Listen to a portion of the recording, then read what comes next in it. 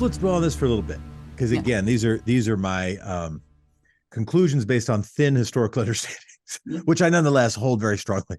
Yeah. So, visited Spain, mentioned Spain before. Yeah. And studied a little bit the Spanish Inquisition and the history of Spanish dominance.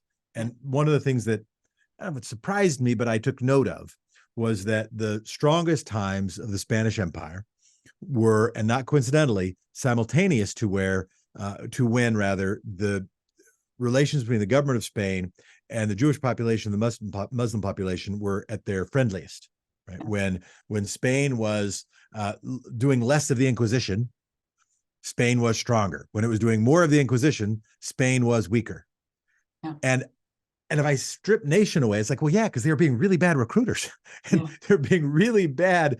Set aside humanitarian concerns, which maybe Trump, pun intended, what I'm saying. But I do want to ask you, because you've looked at it more, there's also a risk of motivated reasoning. There's also a risk of, well, I grew up in a liberal family who said diversity was a good thing, and therefore I hunt and find examples of where diversity seemed to be good, and I remember those, right?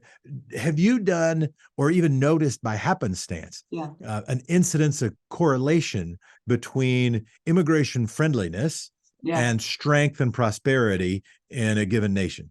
Yeah.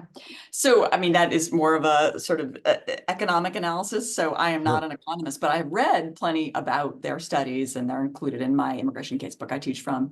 And the mainstream economist view is that immigrations benefit the United States. Now, I haven't studied sort of worldwide how, there are various effects of immigration, but I will say the economic view is that immigration benefits the United States. But if anyone's going to suffer from immigration, it is the very lowest on the socioeconomic ladder in the United States. Some of those people are economically harmed by immigration, even though the country as a whole, the pie is bigger with immigrants, but some people lose out. And so, of course, we should redistribute wealth with the form of support that comes from immigrants. We should make sure those Americans don't suffer. And I'm very aware of that. As I said, I'm not an open borders person. I wouldn't, I would fear for the jobs of some Americans if we didn't have some restrictions. But on the whole, the mainstream economic view is that immigration benefits the United States. In fact, I think it's our superpower. Like, you look at who the Nobel Prize winners are. They often live in the US and they were born elsewhere, and they came here because we have the strongest universities, the research platforms for them to be here.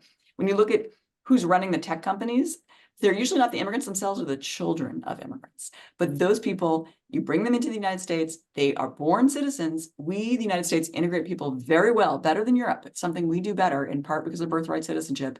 They flourish in our country and become the leaders of technology, the leaders of industry, they're the drivers, the economic drivers. It's our superpower, and yet we're trying to kill it. That's my fear.